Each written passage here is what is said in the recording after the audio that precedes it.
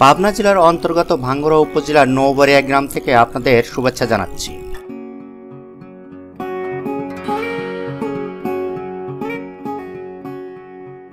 আপনারা পর্দায় এখন নৌবাড়িয়া ব্রিজটি দেখতে পাচ্ছেন।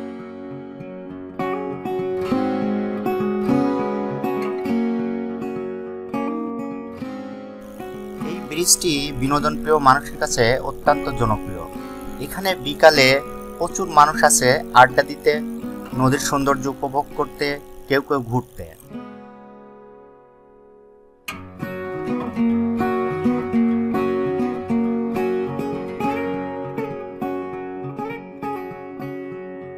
ব্রিজটি পার হতেই পরপর দুটি মোড় পড়ে, যেটা আমার কাছে সবসময় বিপজ্জনক মনে হয়।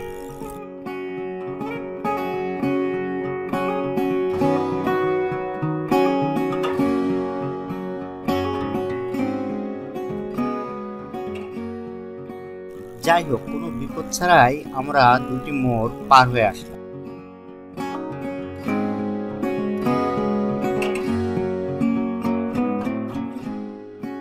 দ্বিতীয় মোড় পার হলে এখানে কিছু দোকানপাট আছে এবং হাতের ডানে একটা রাইস মিল আছে।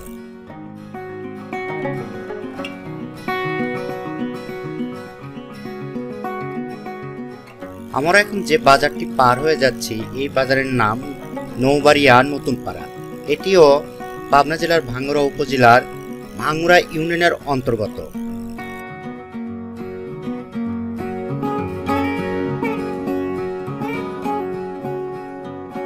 নৌবাড়িয়ার এই অংশটি বস্তা বিক্রির জন্য বেশ বিখ্যাত। এখানে রাস্তার দুপাশ দিয়েই বস্তার প্রচুর গোডাউন আছে, যেখান থেকে নিয়মিত বস্তা বিক্রি করা হয়।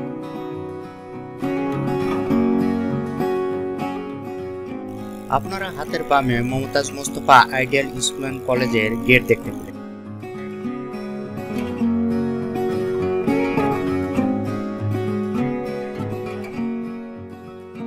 রাস্তার দুধারে বেশ কিছু মানুষজনকে দেখা যাচ্ছিল। পরে জানতে পারলাম এখানে টিসিবির পণ্য বিতরণ করা হয়।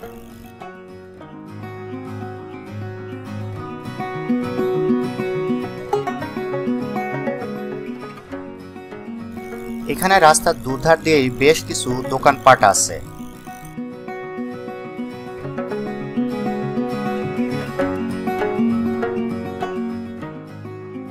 আমরা যে জায়গাটি এখন অতিক্রম করে যাচ্ছি, এই জায়গার নাম নৌবাড়িয়া মন্ডলগড়। এখানেও রাস্তার দুপাশ দিয়েই বেশ কিছু দোকানপাট আছে। এটি মূলত তিন রাস্তার মোড়।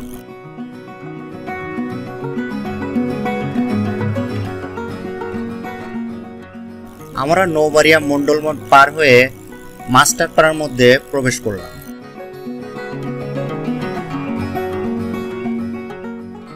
মাস্টারপাড়া ভাঙ্গুড়া পৌরসভার অন্তর্গত।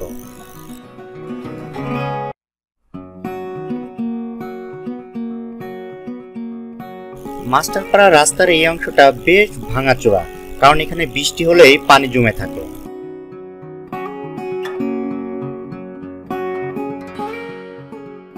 এখানে প্রচুর ধুলোরও সৃষ্টি হয়।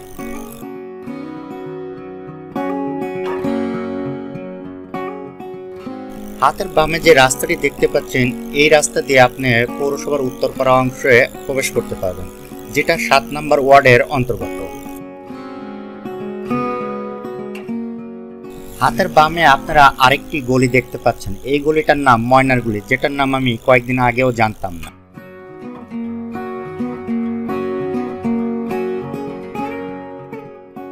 আমরা যে মোড়টি পার হয়ে যাচ্ছি, এই মোড়টির নাম বাংলার মোড়।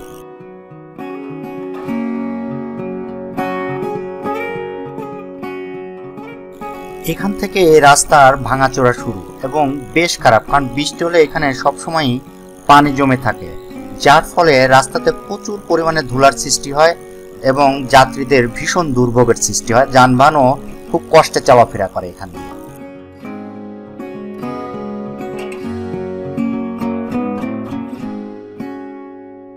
আপনারা ক্যামেরার ঝাঁকুনি দেখে বুঝতে পারছেন রাস্তার অবস্থা কেমন।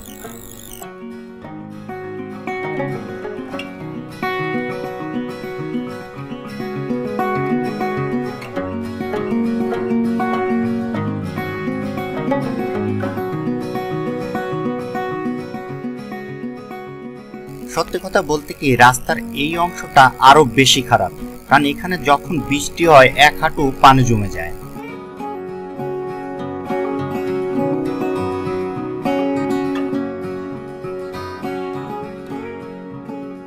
আপনারা পর্দায় ভালো করে লক্ষ্য করলে রাস্তার প্রকৃত অবস্থা জেনে যাবেন।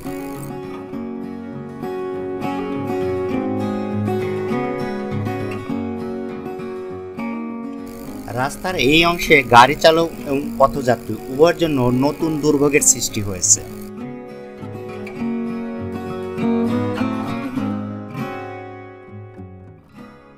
কারণ রাস্তার এই অংশে ড্রেনের কাজ চলছে।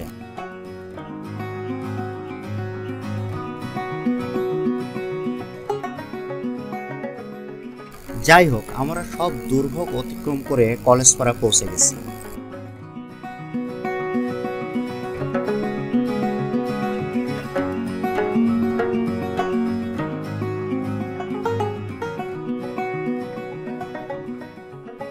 কলেজপাড়া এই মোড়টি বেশ জাঁকজমকপূর্ণ, কারণ রাস্তার দুই পাশ দিয়ে মার্কেট গড়ে উঠেছে, আর এই মার্কেটগুলো গড়ে উঠেছে মূলত এই মূল রাস্তাকে কেন্দ্র করে।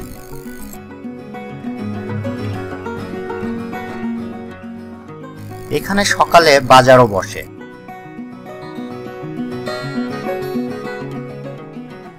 আপনারা সামনে যে ব্রিজটি দেখতে পাচ্ছেন, এই ব্রিজ দিয়ে নদীর ওই পার অর্থাৎ ভাঙ্গুড়া বাজারে যাওয়া যায়।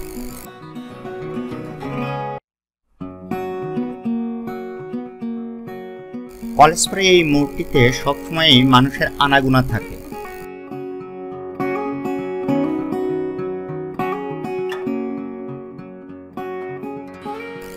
হ্যাঁ দর্শক, আপনারা পর্দায় ঠিকই দেখতে পাচ্ছেন রাস্তার দুধার দিয়েই মার্কেট গড়ে উঠেছে।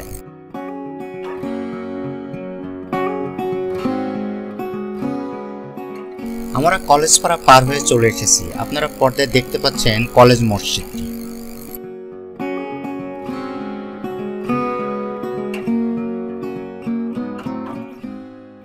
আমরা এখন সরকারি হাজী জামালউদ্দিন ডিগ্রি কলেজের পাশ দিয়ে যাচ্ছি। এই কলেজটি বেশ অনেক পুরানো একটি কলেজ, ঐতিহ্যবাহী। এটি বড়াল নদীর তীরে অবস্থিত।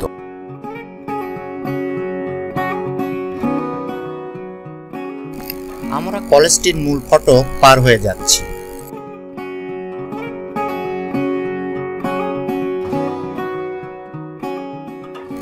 আমরা শরৎনগর বাজারে পৌঁছে গেছি।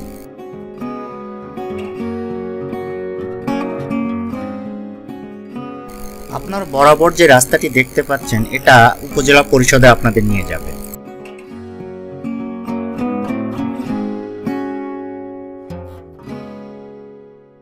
আমরা ডানে মোড় নিয়ে শরৎনগর মূল বাজারে পৌঁছে গেলাম। বাজারের এই অংশকে বলা হয় ধানহাটা।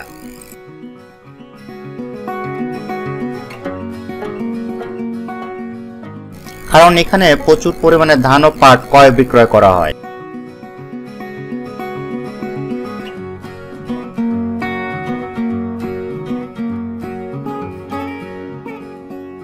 আপনারা পর্দায় যে 5 তলা বিল্ডিংটি দেখতে পাচ্ছেন, এর সঙ্গেই বন্ধু সোহেলের চায়ের দোকান। দোকানটার নামও বেশ চমৎকার, ডালিমতলার চা।